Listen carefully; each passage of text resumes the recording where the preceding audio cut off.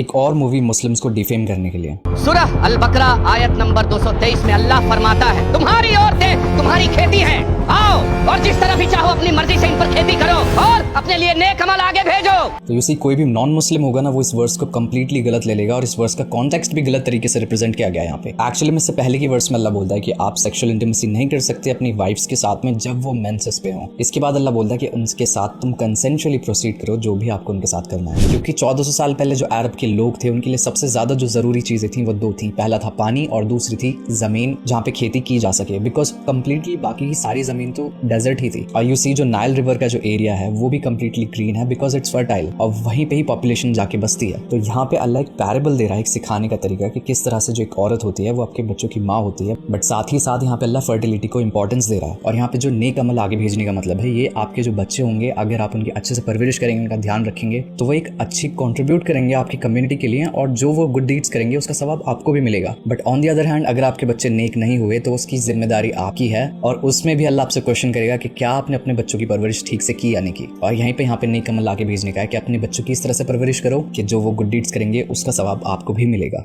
औरत अगर हमल की हालत में भी हो और शौहर उसे अपने पास बुलाए तो औरत को ना कहने की इजाजत नहीं है। कैसे ये आदमी बोलता है कि मुस्लिम वुमेन कभी मना नहीं कर सकती अपने हस्बैंड को एक सेक्सुअल इंटीमेसी के लिए, जो कि कम्प्लीटली गलत है। इनफैक्ट ये तो पहले ही कुरान की आयत से प्रूव हो चुका है कि इससे पहले वाली वर्स में अल्लाह मना करता है जब औरत मेंसेस पे हो तब ना करो। और सेकेंडरी प्रॉफिट मोहम्मद सल्लल्लाहु अलैहि वसल्लम कहते हैं कि जब भी आप सेक्सुअल इंटीमेसी करना चाहो तो आपको उनकी परमिशन लेनी चाहिए। इनफैक्ट दूसरे हदीस में ये भी है कि आप अपनी अगर बेटी का निकाह कर रहे हो तो उसकी भी मर्जी उसमें होनी चाहिए। ये सेम चीज अल्लाह कुरान की आयत में भी मेंशन करता है कि ओ बिलीवर्स, तुम पे लाजमी नहीं कि तुम औरतों के शौहर बन जाओ उनकी मर्जी के खिलाफ या फिर उनको गलत तरीके से ट्रीट करो, उनको मिसट्रीट करो।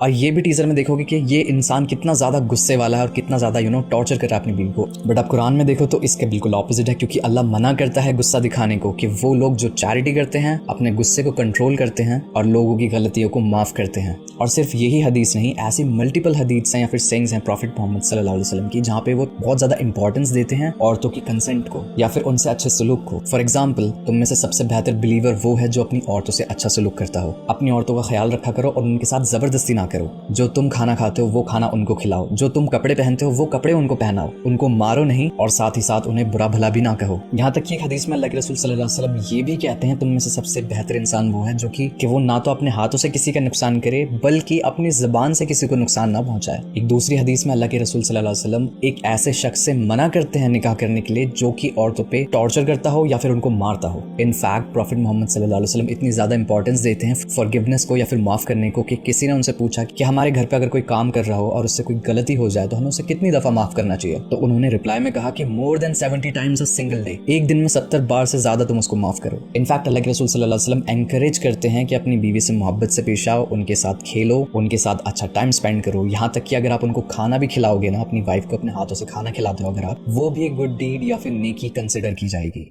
औरत सिर्फ और सिर्फ अपने शौहर की फर्मा बरदारी के लिए पैदा की गई है। शौहर मजाज खुदा और मजाज खुदा के खिलाफ जाना कुफ्र की सजा है, मौत। और इस टीजर में एक और चीज दिखाई है कि औरत को हमेशा अपने आदमी को ओबे करना है, जो कि कम्प्लीटली गलत है। इनफैक्ट एक हदीस में अल्लाह के रसूल सल्लल्लाहु अलैहि वसल्लम कहते हैं कि अगर कोई अच्छा काम करे तो उनके साथ दो उनका तुम, अगर कोई बुरा काम करे तो उनका साथ देना आप पे लाजमी नहीं है। अगर आपका शौहर कोई आपको गलत काम करने के लिए बोल रहा है तो आप उससे कम्प्लीटली मना कर सकते हो। और फॉर एग्जाम्पल, अगर कोई शौहर है और वो अपनी बीवी को मार रहा है, फिर बच्चे को मार रहा है, तो इन दिस सिचुएशन अगर बीवी चाहे तो वो भी अपने शौहर पर हाथ उठा सकती है। क्यों? अपने बच्चों की प्रोटेक्शन के लिए। इनफैक्ट शरीयत में ये भी है कि अगर आपका हस्बैंड आपको टॉर्चर करता है तो उस टॉर्चर के बेस पे आप उससे डाइवोर्स ले सकते हैं और आपको किसी की परमिशन की जरूरत नहीं है, ना उस हस्बैंड की, ना आपके पेरेंट्स की, किसी की भी नहीं। इनफैक्ट एक बुक में ये भी है कि अगर एक शौहर अपनी बीवी को मारता हो या फिर उसके पेरेंट्स को कर्स भी करता हो, बुरा भला भी कहता हो, इस बेसिस पे भी वो खुला ले सकती है या डाइवोर्स ले सकती है अपने हस्बैंड से। और encyclopedia of women and Islamic culture में ये भी है कि किस तरह से through out the history Islamic courts में औरतों को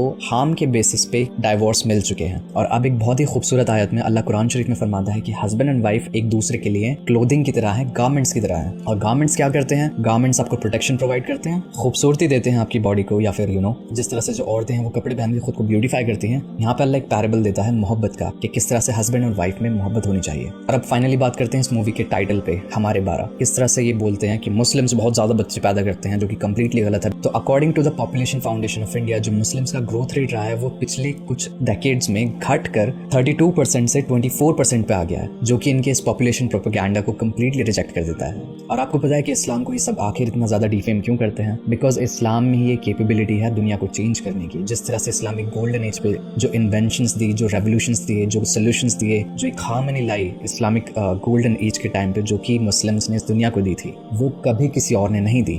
और ये बात ये सारे लोग जानते हैं जो भी इस्लाम के खिलाफ प्रोपेगेंडा फैलाते हैं। वो सब इस बात को जानते हैं कि सिर्फ एक इस्लाम एक ऐसा वाहिद फेथ है जो कि कैपेबिलिटी रखता है पूरी दुनिया को बदलने की। बिकॉज जो राइट्स वुमेन को इस्लाम ने दिए हैं, जो मैंने आपको हदीसें दिखाई हैं, जो मैंने आपको रेफरेंसेस दिए हैं बुक में, ये उस टाइम की बात है जहाँ पे इन लोगों के बाप दादा अपनी खुद की बीवियों को मारा करते थे, और उस टाइम पे इस्लाम ने औरतों को ये हक दिए हैं। तो आप इस मूवी का सिर्फ बॉयकॉट ना करें, बल्कि इसके खिलाफ कंप्लेंट रजिस्टर करें कि इन्होंने किस तरह से कम्युनल हेट्रेड फैलाने का काम किया है, सेकेंडरी रिलीजियस स्क्रिप्चर्स को मिस इंटरप्रेट किया है, मिस रिप्रेजेंट किया है, और जो इसके प्रोड्यूसर्स हैं या स्पॉन्सर्स हैं उनके खिलाफ भी केस होना चाहिए।